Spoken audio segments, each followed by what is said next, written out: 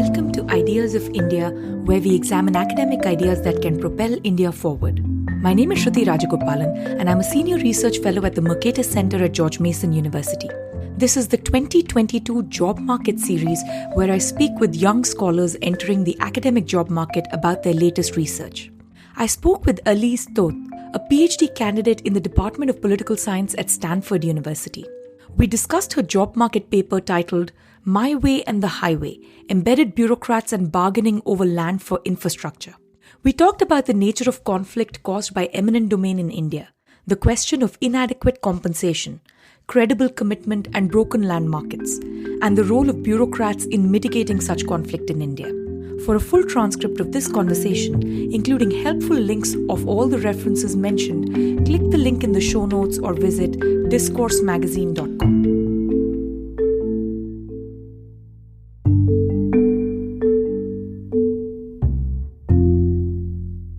Hi, Aliz. Welcome to the show. Thank you so much for doing this. This is a pleasure.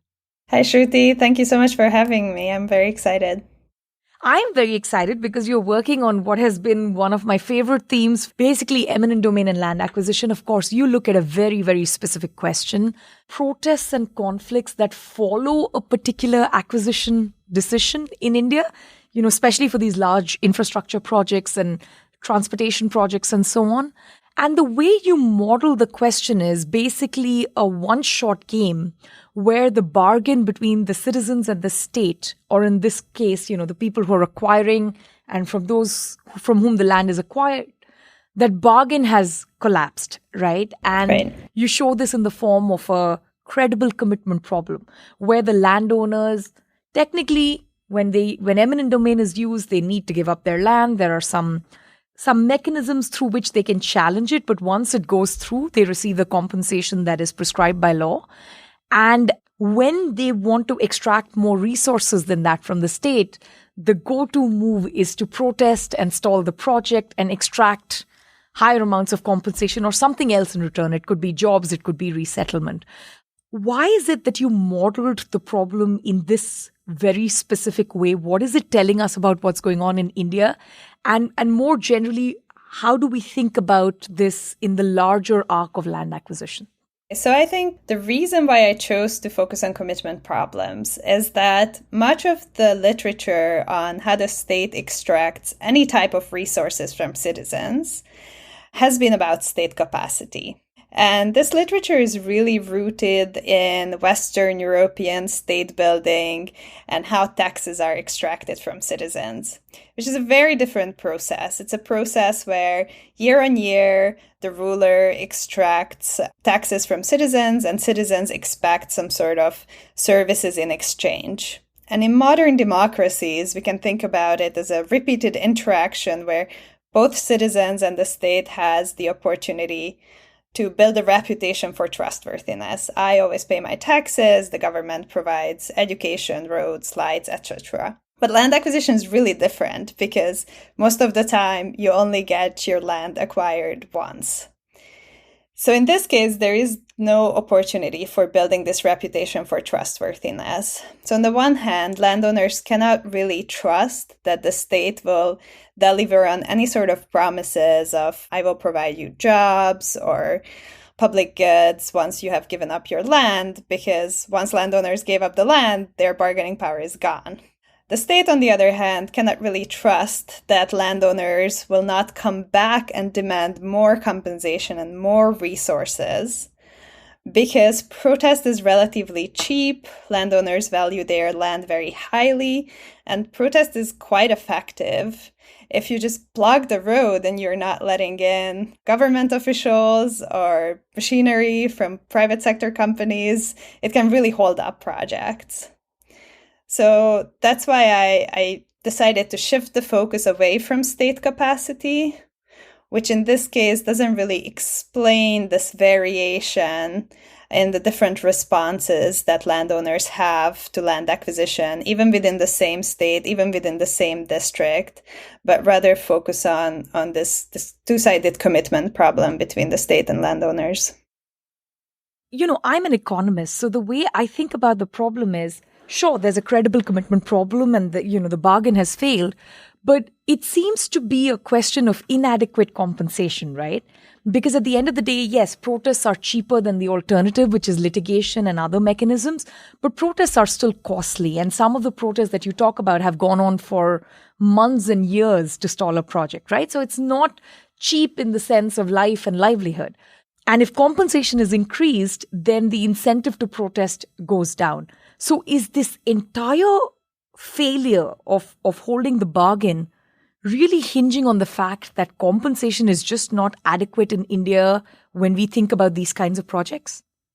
I think you're right that compensation is the issue. And when you ask landowners, why are you protesting? They will say, I'm protesting because compensation is not enough. It's, land is my livelihood. Land is my employment. You cannot just give me X amount of money and expect me to be happy.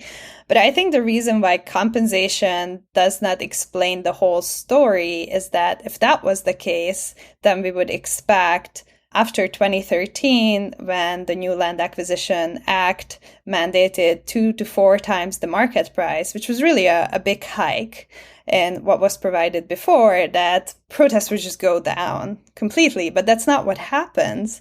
Really, what we see is these claims continue. And I think that is why it really comes down to commitment problems. Landowners cannot commit that I'm not going to come back and demand more. And, bureaucrats can say this is what is provided in the law. This is how much we're supposed to give. But that doesn't prevent, I think, claims, especially when market price is it's not really a scientific way how it is determined. So I think that allows landowners to keep coming back and press this claim. I think you've zeroed in on something really important. One is technically there isn't a market price when we're talking about eminent domain, right? The fact that this couldn't be a simple sale is the reason that the state stepped in to acquire the land in the first place. And therefore, whatever is the compensation is never going to quite make that individual whole on their subjective value of the land. So I think you've zeroed in on like a much broader philosophical question about eminent domain in the first place. But I think your other point is also well appreciated. In India, we have really messed up the market for land because there are so many restrictions on sale of agricultural land. That market is hugely fragmented and depressed. There's also all this other regulatory stuff like, stamp duty and registration. And to bypass those issues, typically landowners tend to show that their land is worth a lot less in sale transactions. So even if you increase that 2x, 3x, right? So there's that problem. And then the third is, I think, a broader story of structural transformation, right? Which is the land's market price is conditional upon a particular kind of use. Now, if you're converting this area from an agricultural area to an industrial area or to a mining area or, putting in an electrical or nuclear plant there, then the inherent price of that land has to be thought of for the new land use, whereas all the market price calculations are based on past land use. And there is this huge gap between the two different kinds of land use because the market price completely changes because we've bifurcated the market. And I can appreciate why, conditional upon that breakdown, of various regulatory and institutional problems, it becomes a question of protest and conflict and a bargaining failure. Yeah, absolutely. I think the best way someone has explained this to me was I was talking to an activist who said, imagine that someone came to you and said they're willing to pay $1 million for your PhD. And in return, you have to go and fish in the Arctics. Now, I'm not a very avid fisher, so obviously I wouldn't do too well. And I think that's exactly the sort of dilemma that landowners face, that they are given a lump sum payment in exchange for what amounts to their employment and livelihood. And in India, all of this economic growth has not been accompanied by a growth in jobs, which means that really the backup plan for a lot of people in terms of employment is land, and the primary occupation for a lot of people is their land, which really makes the process of land acquisition that much more conflictual. Yeah, you highlighted at the very beginning that you're not thinking about this from the point of view of state capacity and building on that literature specifically. But there is a fundamental assumption in the paper and the larger project that these infrastructure or energy projects or transportation projects are actually worth doing. That is, the state needs to actually execute them. And therefore, the rest of your paper talks about what is a good way of mitigating the protests so as to allow these projects to continue. Is that a fair way to think about that assumption before we move forward with the rest of the paper? Yes, I think that's true. I mean, there is a conversation to be had, I think, about are all of these projects necessary and they're worthwhile to have.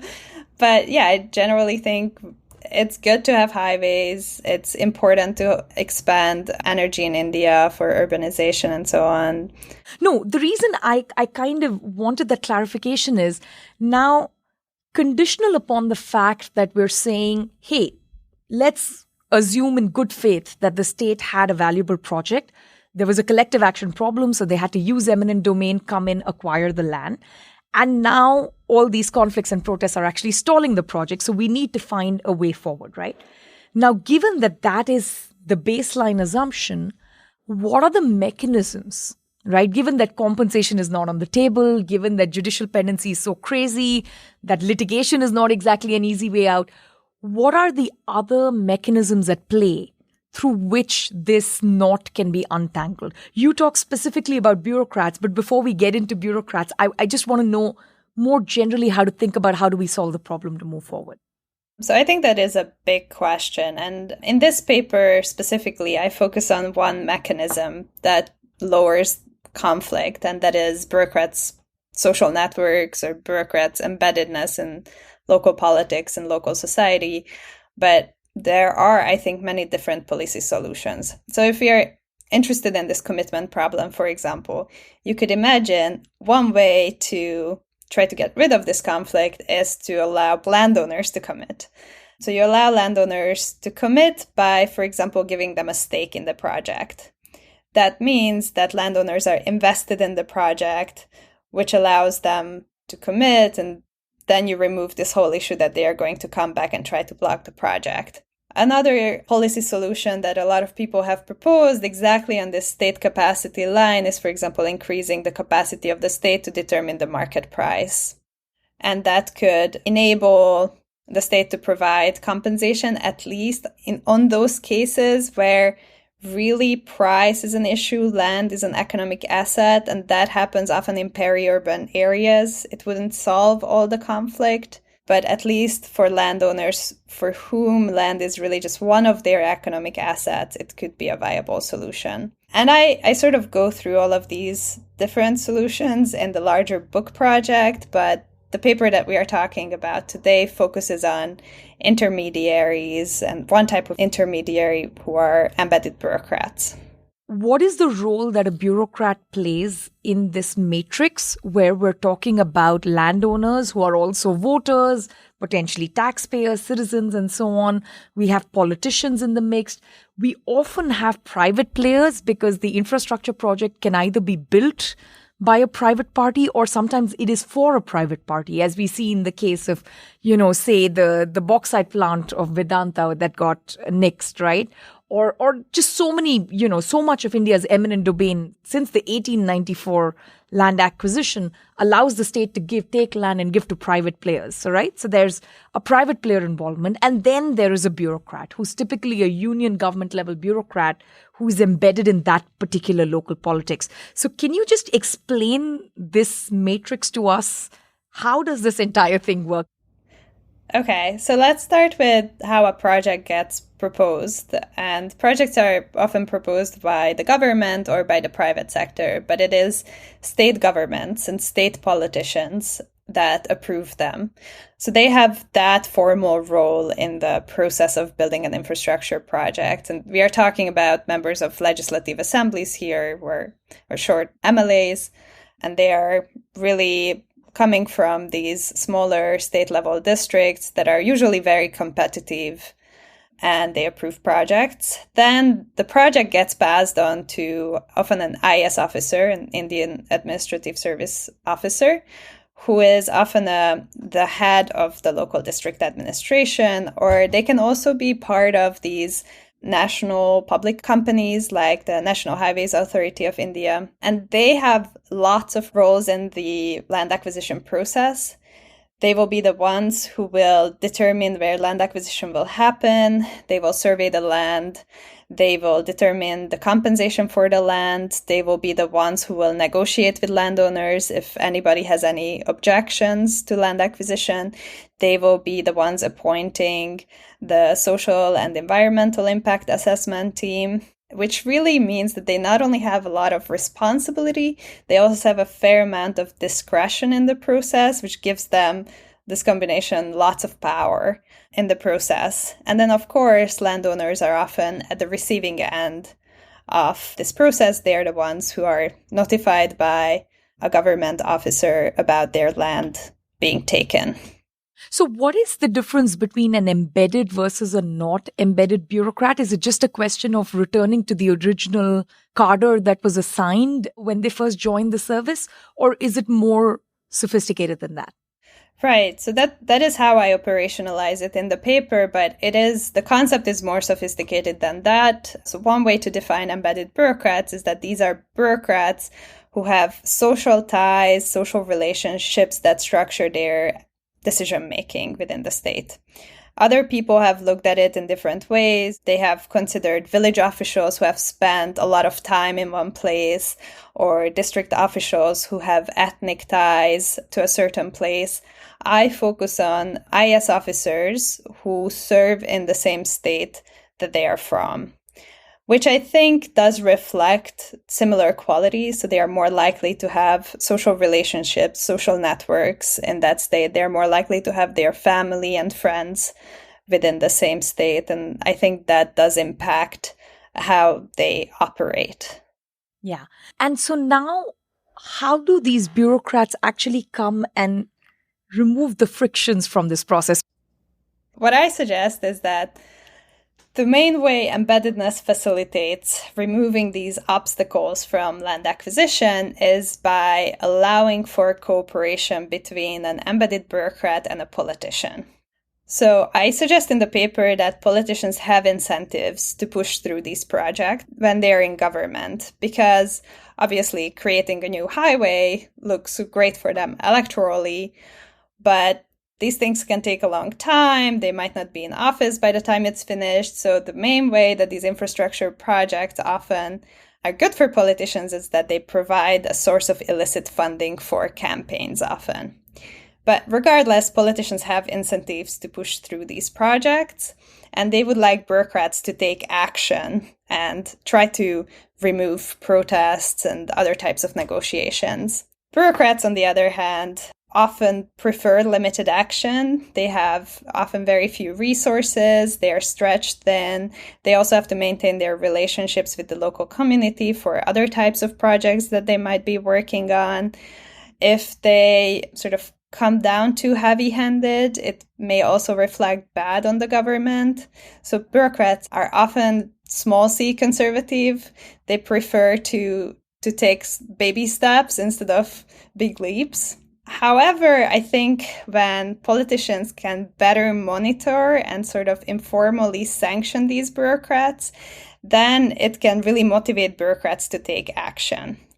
And because embedded bureaucrats have these pre-existing social relationships, they often share the same networks with politicians, which really allow politicians to sort of look in on bureaucrats, to try to check in on them, monitor them, and to prevent what we call bureaucratic shirking. That's just bureaucrats not taking decisive action.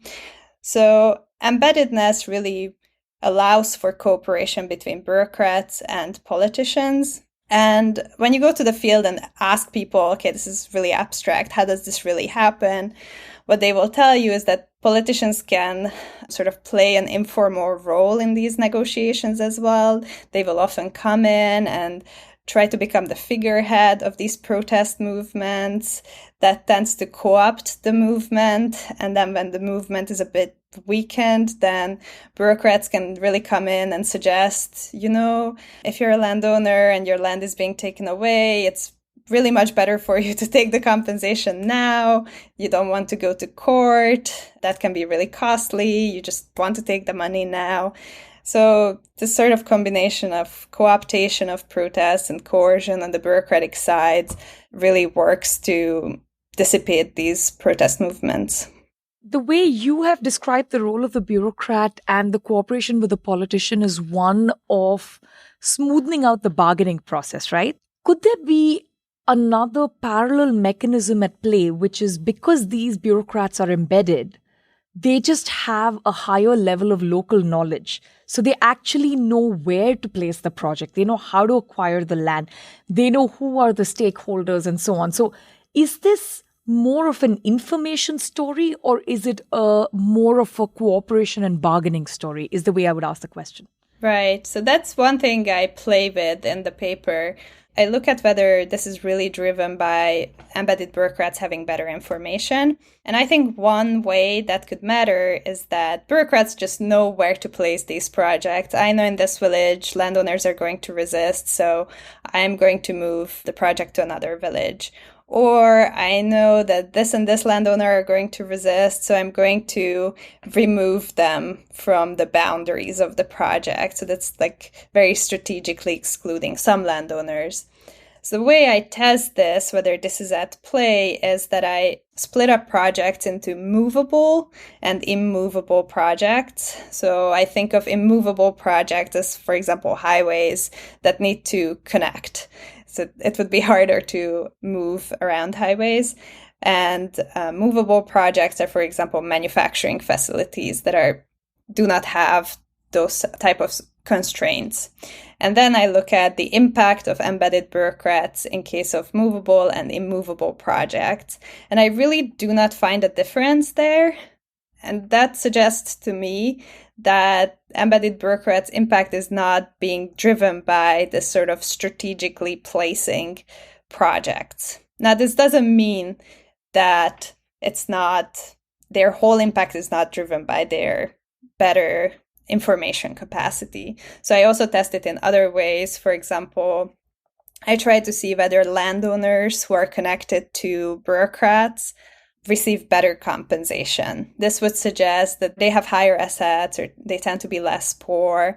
So that would suggest that there is something going on with how certain incentives are given out, and embedded bureaucrats just know better who to target for these incentives. But I actually find the opposite. Landowners who are connected to bureaucrats in general tend to be poorer once infrastructure projects are announced. They also tend to have fewer assets, and they're more likely to report harassment in their village, which suggests if anything is going on, then embedded bureaucrats know how to target coercion better to landowners who are more likely to be sensitive to it. I find weaker evidence for that mechanism. There is some suggestive evidence that it is there.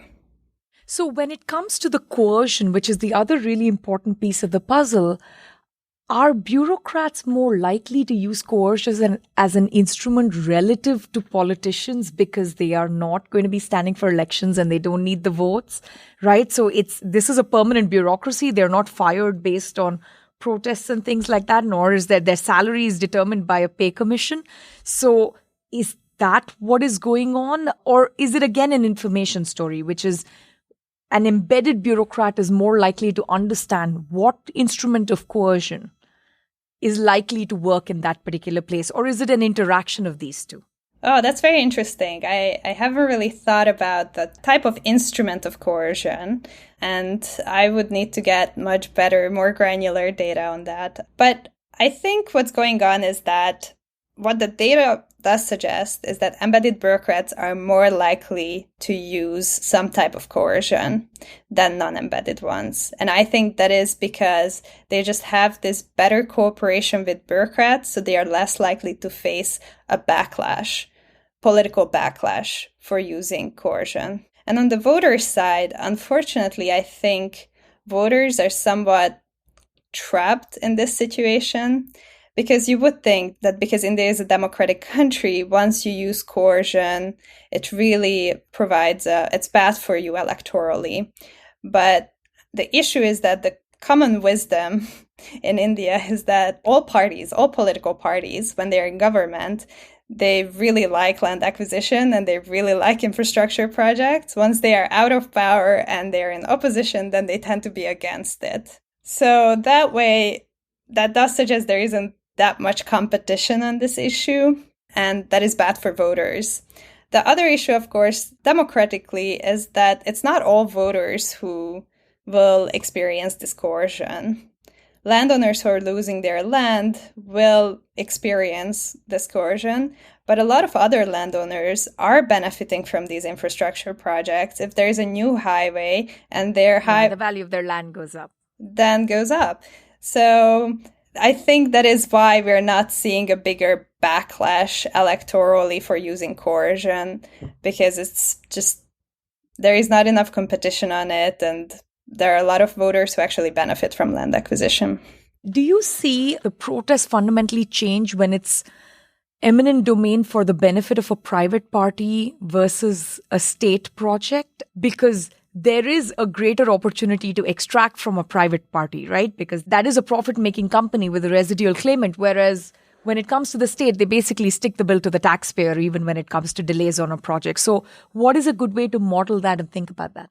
I think that sort of solves the problem for the state with embedded bureaucrats. Because if you think about embedded bureaucrats, there are two things that could be going on. These bureaucrats could be so embedded in the communities that they serve that they actually ignore central state directives and they're fully committed to citizens.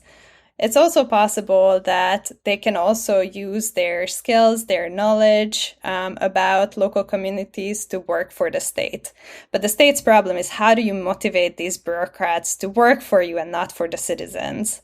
And I argue in the paper that this happens when the state can provide these rent-seeking opportunities for embedded bureaucrats, and these tend to be around private sector projects. So what you see is that embedded bureaucrats focus on reducing conflict around private sector projects and not around public sector projects.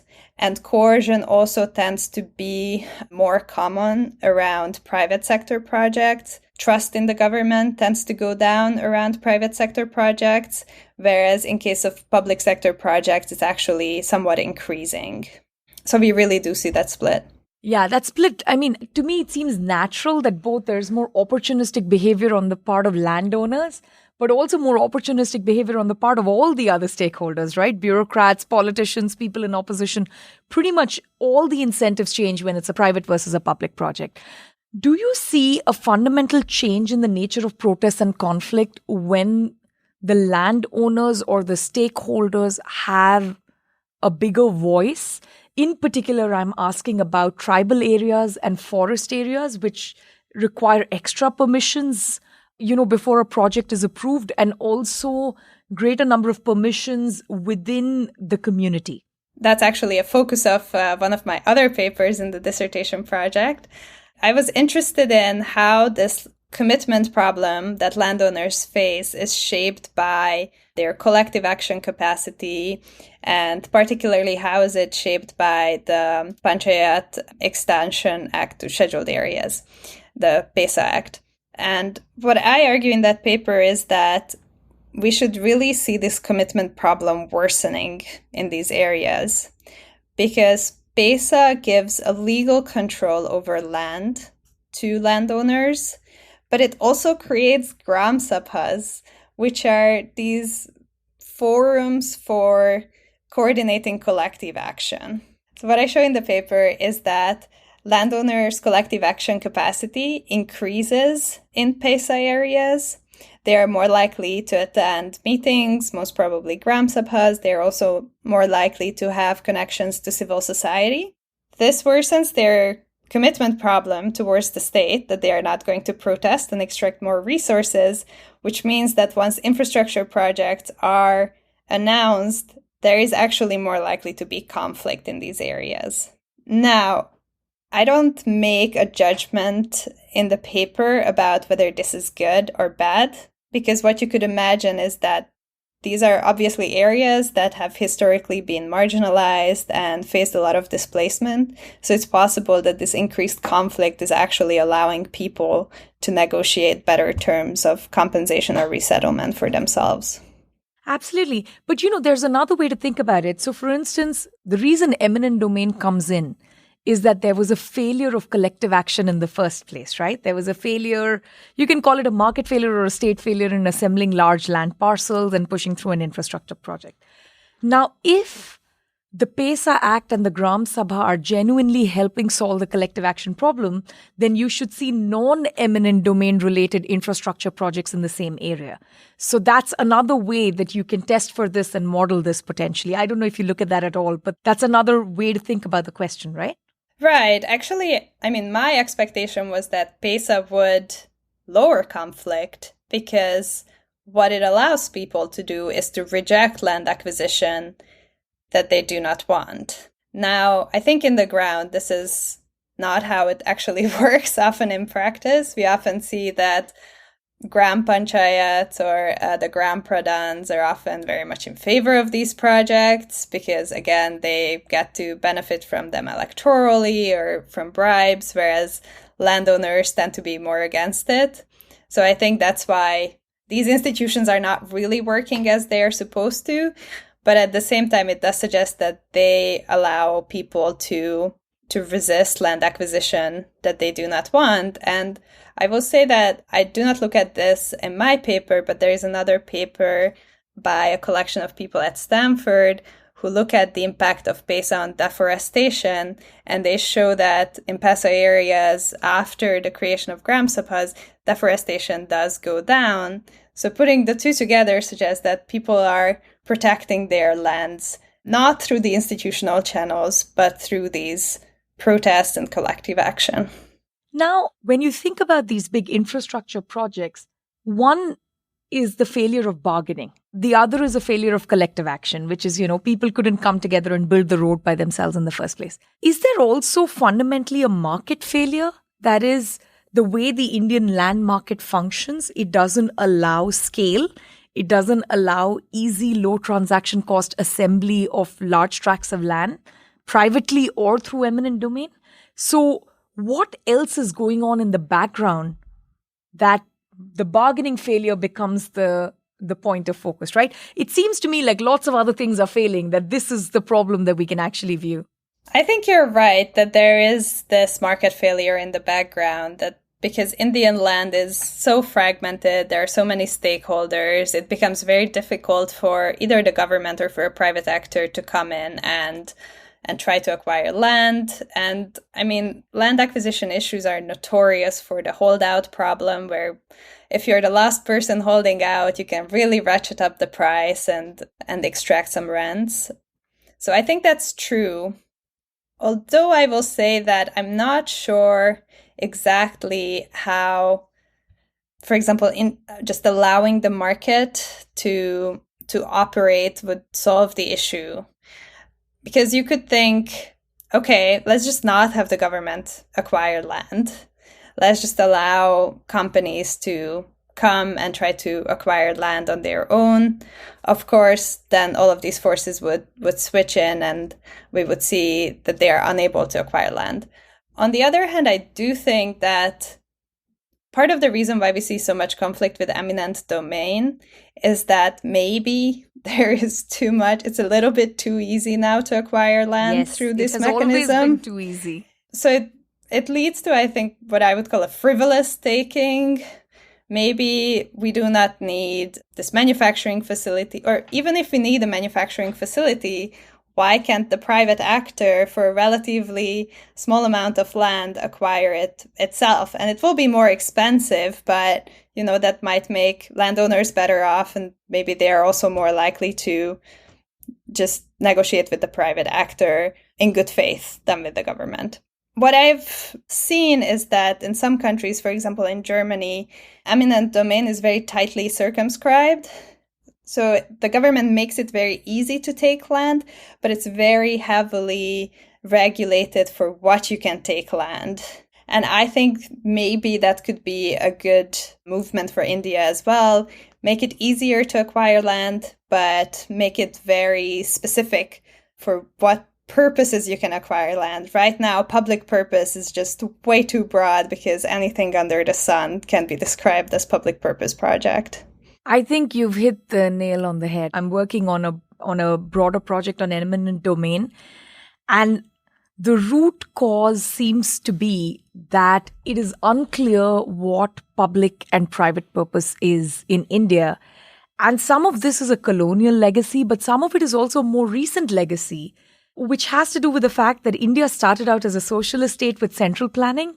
So now, unlike West Germany or modern day Germany, in the 50s and 60s, India owned bakeries and hotels, right? India owned all kinds of infrastructure projects and energy projects, but it was also acquiring sick textiles and banks. So we have eminent domain cases where, like, because the government runs the HMT watch factory, suddenly we need to acquire land for the housing project of the employees of that watch factory. So when the state was involved so heavily in all sectors, it was unclear what the role of the state is. And in a sense, all purpose is public purpose. And now you also show this in your own research that post-liberalization, as the state has sort of receded, a lot of these traditionally, government projects are now private projects, but they were historically always done through eminent domain. And now there is this mega confusion over, hang on, why is it that we are taking from Peter and giving to Paul, right? Like, why does the state need to be involved in this transaction? So I think you've hit the nail on the head in terms of the broader sort of historical and political economy question of what is the role of the state in India, right? And why is it that eminent domain is both a very heavy hand, very low in compensation, but also such a broad, set of questions for which land or property can be acquired. I know you're working on a book project on this, so can you walk us through sort of what are the other questions you're looking at other than the failure of the bargaining problem and the embedded bureaucrats coming in to fix it? The book project actually looks at two big questions. The first is, why is there conflict, and how can the state lower conflict? So I argue the same thing in the book as in this paper, that conflict is the result of commitment problems. But I look at it not only from landowners' perspective, but also from the state's perspective. So the first chapter of the book investigates how PESA and sort of this worsening commitment problem for landowners changes conflict dynamics. And then a second chapter looks at, can we lower the state's commitment problem at least? And I argue that maybe we can do that by making land holdings more legible both to the state and to people by digitizing land records. So this chapter of the book tries to evaluate the land record digitization program in India. And I don't have results from this chapter, unfortunately, yet, but what I'm intending to do is to see whether this land record digitization program allowed people to press their claims on the state better, because now they have more secure rights. And now the state, knowing that people have more secure rights, it should limit the state's attempt to undercompensate people, for example. So I'm hoping to see whether this can lead to less conflict around land acquisition and more public goods provision. And then the book project also incorporates more other data sources that I've been pulling on for this project. For example, a lot of qualitative data and interviews I have collected when I was in India. I'm also working on fielding representative survey of North Indian landowners to see their attitudes to land acquisition and their experiences with land acquisition.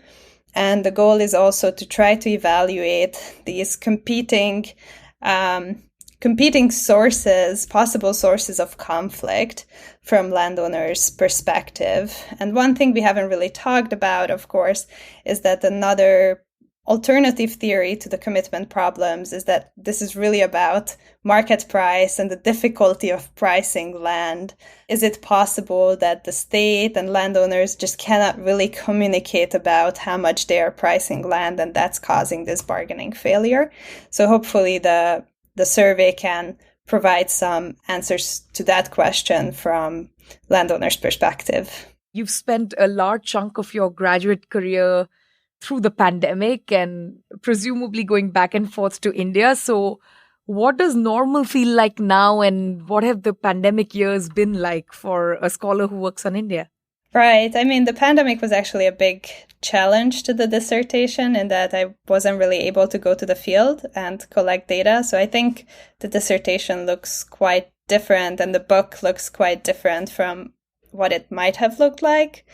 But I think it also provided an opportunity for me to sort of sit down and synthesize my thoughts and analyze data before I went to the field. So when I could go to the field, actually in this February, it was a lot more focused and sort of less hectic about trying to figure out what the dissertation is really going to be about. But beyond the research and the dissertation, I don't know. I think I've developed a lot of coping mechanisms during the pandemic. One was just really getting into running and trail running. That's really nice about living in California, that being close to nature really... And year-long, you have great weather. Yes, that's true. And then I'm also a very avid baker and cook. So I've been cooking a lot and baking a lot. Same. Are you obsessed with all the baking shows like the British Bake Off? Of course. Is that what you're binge watching? Because I feel like that's all I did through the pandemic. I was binge watching cooking and baking shows. Unfortunately, I think I was finished by most of the seasons of the Great British Bake Off by the time the pandemic hit. But yeah, I mean, watching Netflix was also a big part of it, getting through things. Yeah. I think we all have a very similar story. But this was such a pleasure. Thank you so much for doing this. Yeah, thank you so much. And I look forward to reading all the other stuff you're working on. Yeah, I hope we can continue the conversation about eminent domain. Ideas of India is produced by the Mercatus Center at George Mason University. If you enjoy this podcast, please subscribe on Apple Podcasts, Spotify, or your favorite podcast app. Help us grow by giving us a rating and leaving a review. Follow us on Twitter at @SRajagopalan and at Ideas of India. Also check out our initiative commemorating 30 years of India's market reforms at the 1991project.com.